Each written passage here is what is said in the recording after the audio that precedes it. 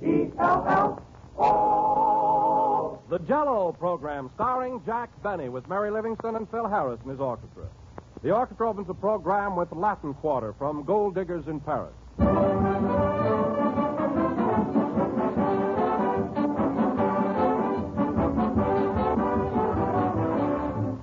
Every woman knows there's something mighty satisfying in being not only a good cook, but a thrifty cook as well. And you'll find Jell-O is a big help in planning thrifty meals. It costs only a few cents a package, and one package serves the average family generously. And Jell-O makes a perfect dessert, appetizing, attractive, delicious. For it brings you that extra rich fruit flavor, a flavor that's deep and luscious and satisfying. Strawberry, raspberry, cherry, orange, lemon, and lime, all 6 flavors are crammed with this extra rich goodness that makes Jell-O a hit with the whole family every time.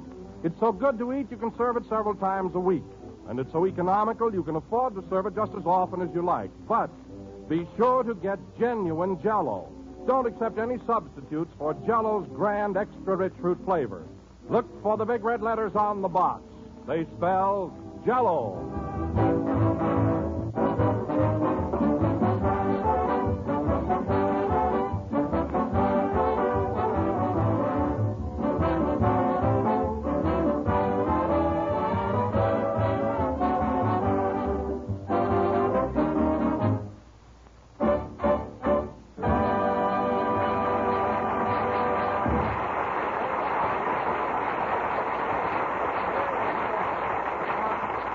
That was Latin Quarter, played by the orchestra. Now, ladies and gentlemen, this being our next to the last broadcast of the season, we bring you a little man who had a busy year, Jack Benny. Thank you. Thank you very much. Hello again. This is Jack Benny talking, and Don, you're right. I'm just about worn out. Naturally, week after week with radio and pictures, it takes a lot out of you. Well, at that, Jack, for a man who works as hard as you do, you're in excellent shape. How do you hold up so well? Where do you get all that energy? Well, I'll tell you, Don, with Popeye, it's spinach. But with me, it just comes natural. Of course, I do have an egg malt now and then, you know. Oh, but no kidding, Jack. It's really amazing how you keep in such good condition. Oh, it is, Don, it is. Well, only this morning, when I was shaving, I looked right square in the mirror and I said to myself, Jack Benny, how do you do it? How do you do it? I'll tell you, it's unbelievable. Yes, it is, Jack, but I must repeat, you look marvelous. Thanks, Don, thanks. Say, Jack. Yes, Phil? You know, that's a pretty bad sign when you start talking to yourself. Well, I wasn't really talking to myself. I was just thinking out loud. Don't you ever think out loud, Phil? Not around here. You'd fire me.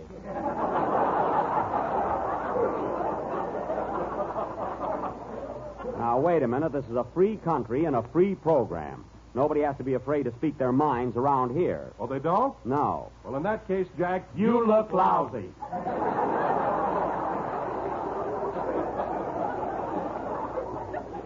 Now, don't you chime in, Harris. After the carousing around you've done, you don't look so hot yourself. I don't know about that. Why, only this morning when I was shaving, I looked right square in the mirror and said to myself, Phil Harris, you're cute.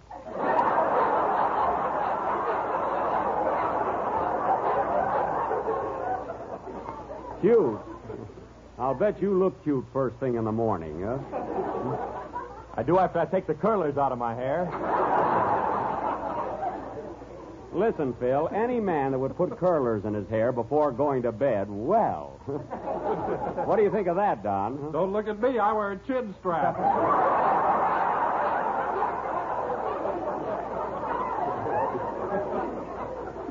Well, you could use one, huh? Hey, Phil, do you wear a chin strap, too? That ain't a sunbonnet I sleep in. Well, that kills me. What you fellas won't do to look beautiful, huh? Hello, Jack. Oh, hello, Mary. Say, Mary, you want to hear something? Phil sleeps with curlers in his hair, and Don wears a chin strap. Isn't that awful? It certainly is. Even if I weren't handsome, I'd never go that far. You know? Of course not. No. Tell them about that argument you had with your laundryman yesterday. There was no argument. What was it, Mary? Mary, if you tell him, I'll fix you. Come on, Mary. What was the argument with the laundryman? Well, Jack was mad because they ripped the lace off his shorts.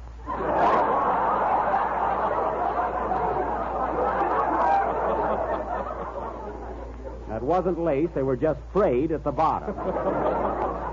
What were they afraid of? Well, just to think of answering that makes me ill. Anyway, I don't go around trying to beautify myself like those two guys. Oh, no. I saw you in the barber shop this morning under a mud pack. A mud pack? Yes. Well, that was just a sample. The barber was trying to sell me a piece of property.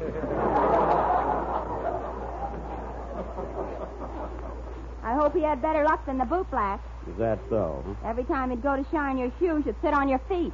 Well, I had on black shoes and white socks, and I wanted them to stay that way.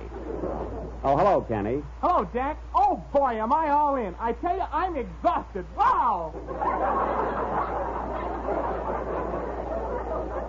Kenny, if you're exhausted, you don't come in here like a cyclone. Now come in again. Okay.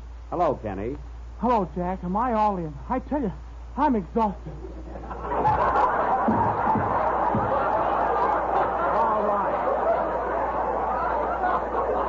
All right, Kenny, you didn't have to fall down. Now get up. Imagine a young kid like you exhausted. What from, singing a song once a week? Well, don't forget I have to take bows when it's over. Oh. I suppose that's a lot of work. Well, from now on, Kenny, when you sing your song, just eliminate the bows. Not me. I'm a ham.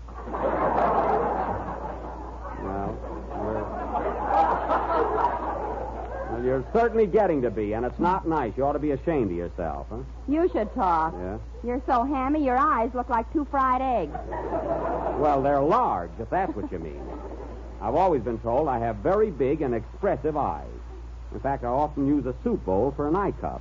I really do. Huh? No, really, I do. Huh?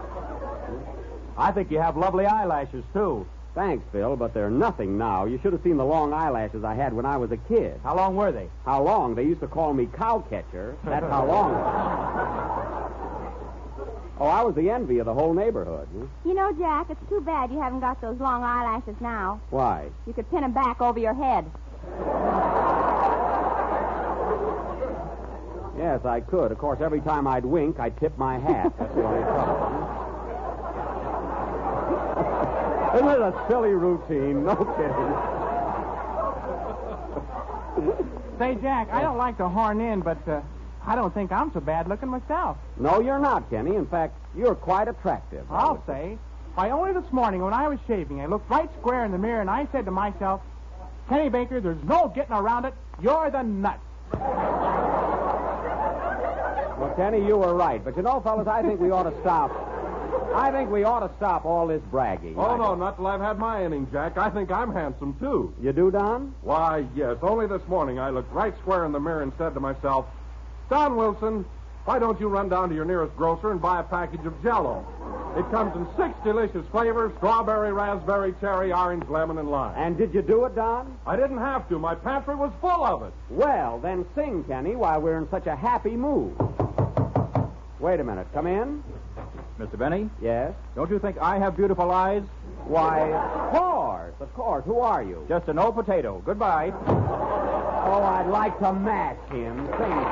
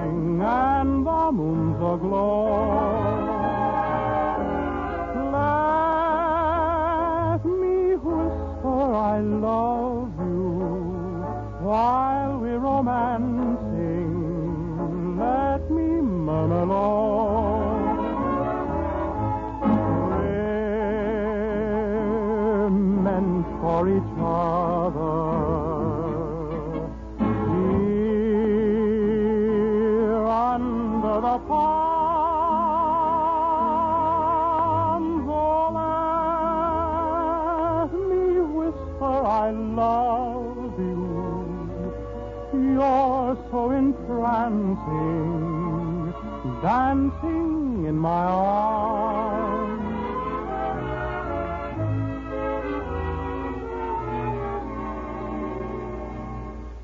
There is a place I'm thinking of, a perfect setting for two in love.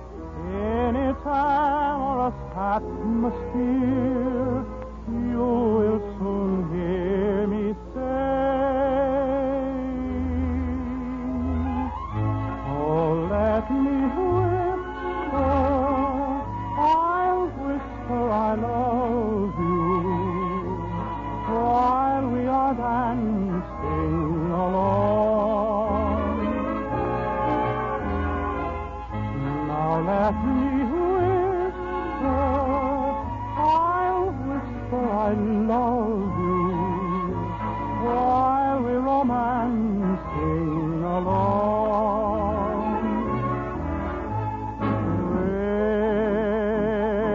We're meant for each other.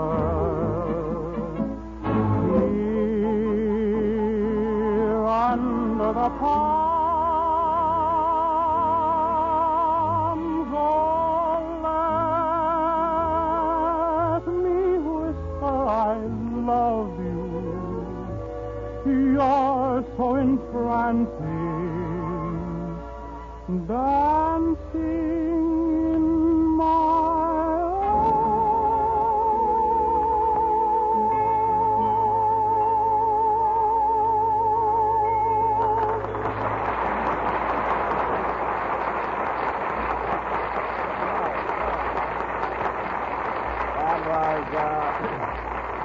That was Let Me Whisper, sung by Kenny Baker. And Kenny, stop bowing. No wonder you're exhausted there. Well, I got some new suspenders on and I want to break them in.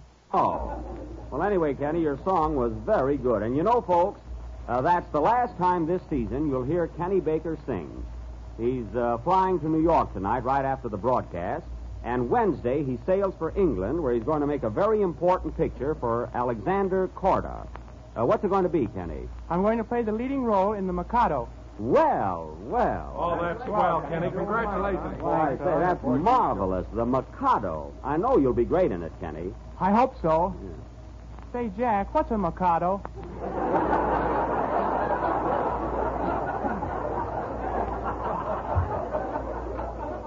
It's fine. He's going to play the Mikado and don't know what it is. Well, what is it? Well, Mary, Mikado is a sort of a... Well, it's a kind of a... Is it like an avocado?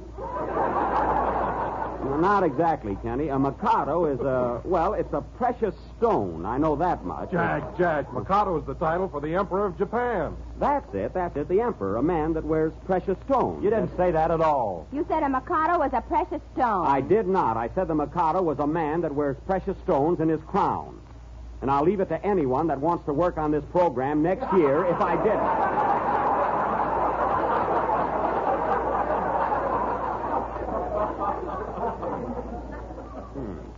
Well, that's settled. If I'd have saved my money, it wouldn't be. Oh, you saved your money, Harris. You always talk about spending, but you've got the first dollar you ever earned from me. That's blood money. I always save that. Now, listen, Phil, blood money, nothing. Nobody here has any trouble getting their money out of me. I pay off, don't I, Mary? Yeah, like bank night in Glasgow. Well, I was just trying to be funny. Don, have I ever been late with your check? Huh? Oh, you haven't, Jack. I always get it on time. There you are. Of course, I'm bigger than you are. Yeah. Your left leg is bigger than I am.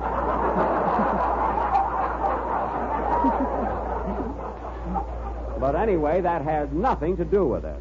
Jack always puts my salary under 3 walnut shells, but I never guess the right one.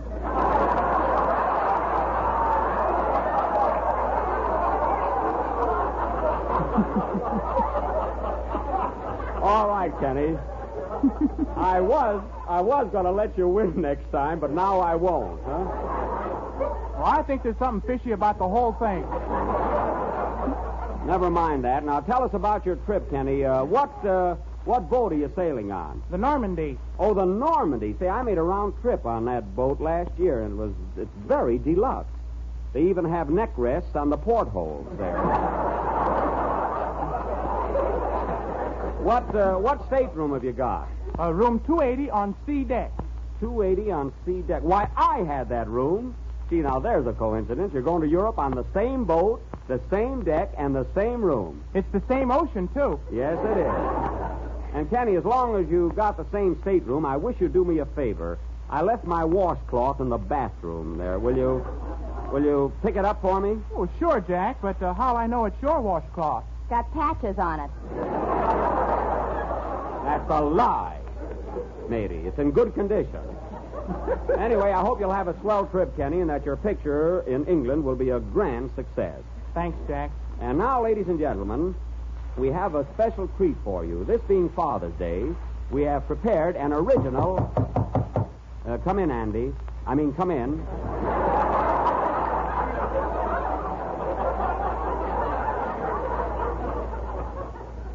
Hiya, Buck. Why, Andy Devine, of all people...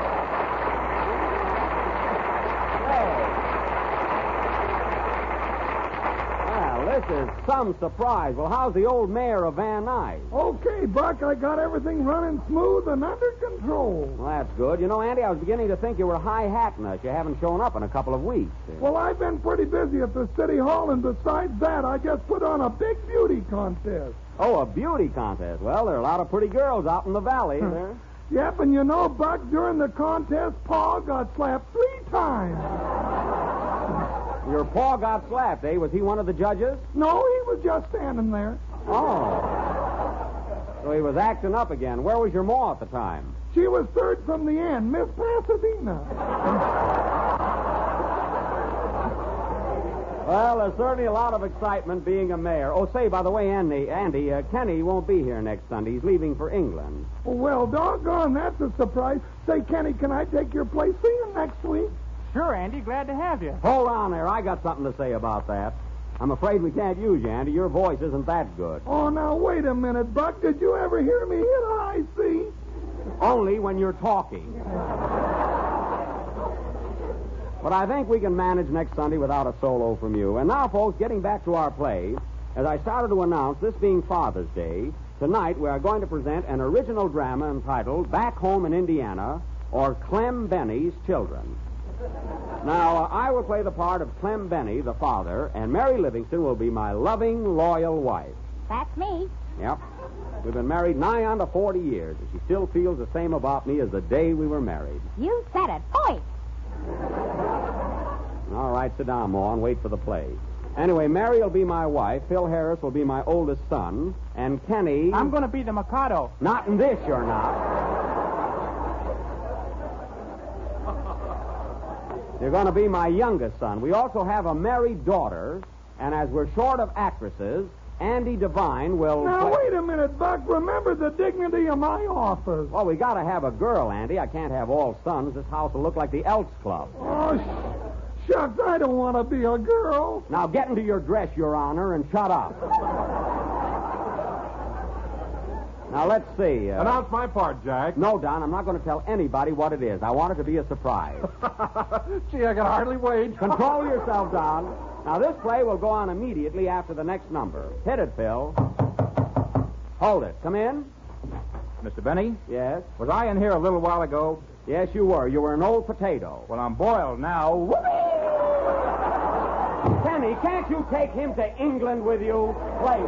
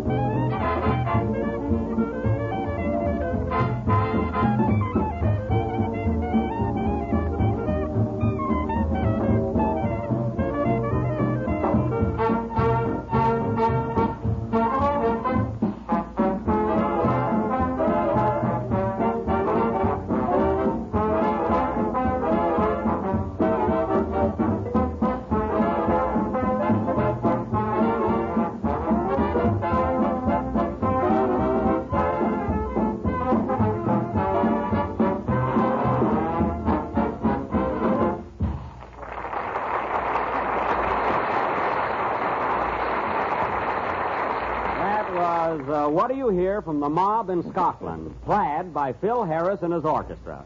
Did you hear that, Phil? Scotland Plaid. I said plaid instead of played. I'll forget it if you will.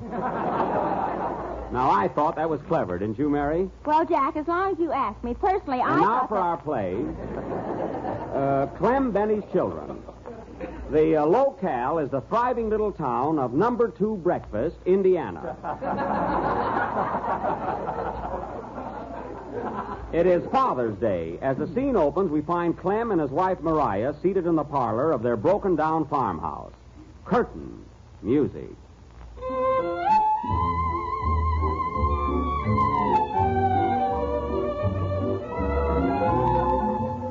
Dum-dum-dim. Yeah-da-da-dim-dim. Doggone, Mariah, it sure is hot today, ain't it? Yep, Clem, it's a sizzler. The hens ain't laid nothing but 3-minute eggs for a week. I don't mind that so much, but I was milking the cow last night and scalded myself. We sure could do with a little rain around these parts. I'll say we could. We had an awful dry spell around here. I was out in the pasture this morning and found 4 camels. Was there any Shriners on them? No, they left town. But I think it's going to rain pretty soon. How do you know? I just got a buzz from my rheumatism.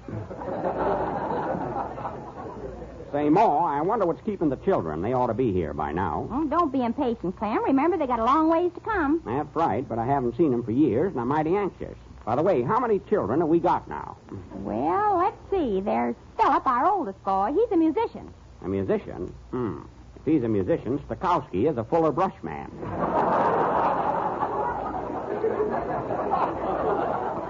That Philip is about as musical as a bagpipe with asthma. I don't know how that would be. I never had the bagpipe. No, but with your asthma and my snoring, the bedroom sounds like an airport. Who else is coming, Ma? Well, there's our youngest son, Kenneth. He's a movie actor out in Hollywood. Oh, in the flickers, eh? That boy is just plain dumb. How did he get to be an actor? What else do you need? I resent that. Who else is coming home, Ma? Well, there's our daughter, Petunia. Oh, yes, little Petunia. Doesn't seem possible. She's been married 2 years. Well, it's darn nice of all our children to come home on Father's Day. Wish they'd hurry and get here. Say, that must be one of our kids at the door now. Must be. The wolf went to Atlantic City for the weekend. I don't blame him in this heat. Come in. Hello, Ma. Hello, Pa. Happy Father's Day. Philip, my boy. Welcome home, my son. Here, Pa, I bought you a present. It's a combination safety razor and fountain pen. Thanks, son. I'll sit right down and write myself a lather.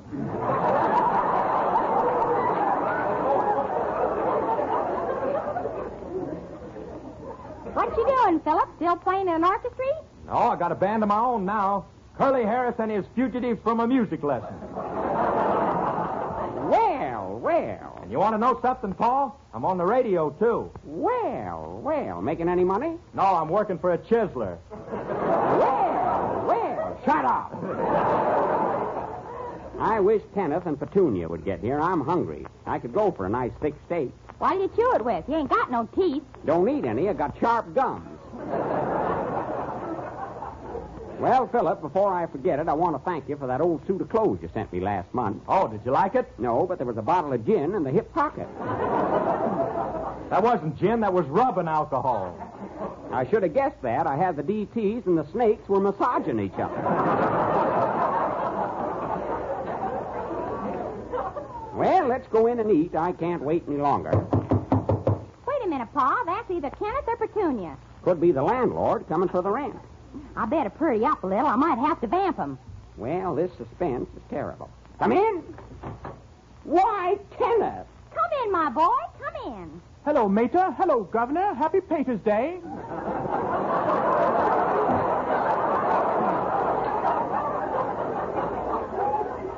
Pater's Day? The brat's going Hollywood.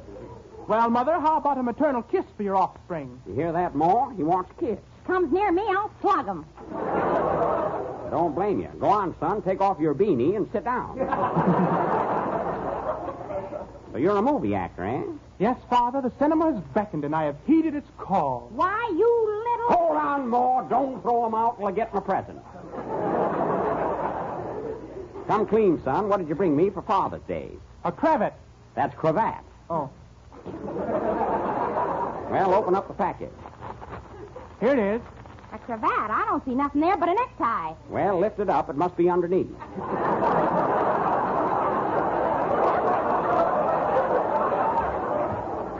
Why, Pa, a cravat and a necktie are the same thing. Go on. You don't even know what a Mikado is. You didn't do so well with it either. Quiet, Ma. Oh, by the way, Kenneth, this is your brother, Phil. How do you do? Glad to know you.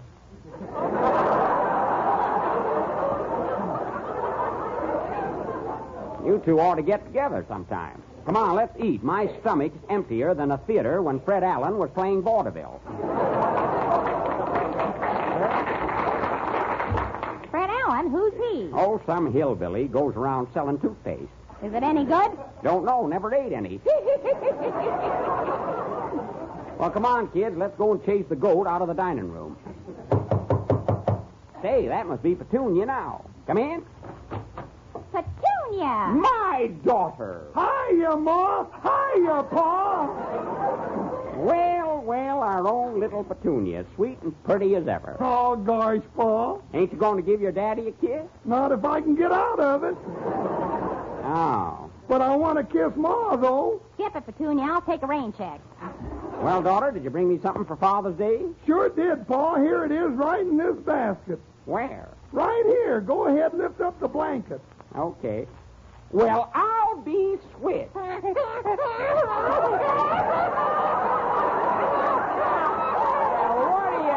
about that? A grandson. Ah, coochie, coochie, coochie.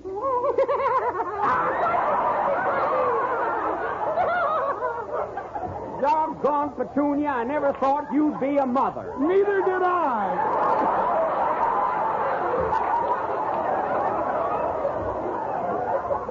He sure is a cute little rascal. What's his name? Donald. Oh, hello, Donald. Goo, goo, goo. Hey, Mariah, look at our little grandson. Isn't he a cute baby? Some baby's got an inner tube for a teething ring. He sure has. Well, now that we're all here, let's go in and eat. Come on along, Petunia. I'm starved. Oh, wait a minute, Pa. I want to go upstairs and shave. Oh, you can shave later. Let's go in the dining room. Hey, wait a minute. What about me? Did you hear that, Petunia? The baby said something. Why, those are the first words he's ever spoken. I'm sure glad he can talk. So am I. I'm sitting on a safety pin. Oh, the poor thing. Come here to Grandpa. Shut up, John. You're making a fool of yourself. Play, Phil.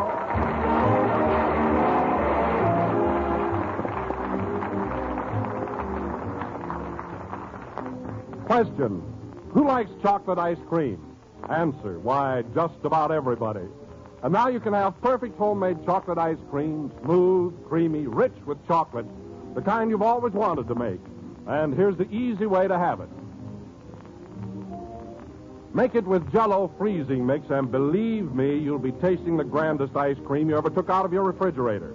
For that rich, luscious chocolate flavor is made by Walter Baker and Company, and they've been making fine chocolate for over 150 years. That's why chocolate ice cream made with Jell-O freezing mix is really something special. And it's so quick and easy to prepare, you'll be making it all the time. There's no fuss or bother with cooking. Just open the can, add milk and some whipped cream, pour into your freezing tray. Stir only once during the freezing process, and you'll get 6 servings of swell ice cream. Mellow and smooth with a creamy texture that's just grand. Jell-O freezing mix comes in 6 luscious flavors: chocolate, vanilla, maple walnut, and fruit flavors that are real fruits in their own sweetened juices: strawberry, tutti frutti, and orange pineapple. So treat the family tomorrow night to ice cream with that old-fashioned homemade goodness.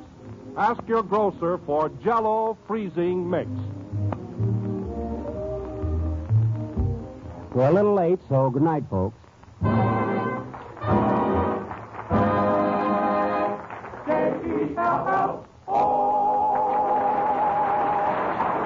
This is the National Broadcasting Company.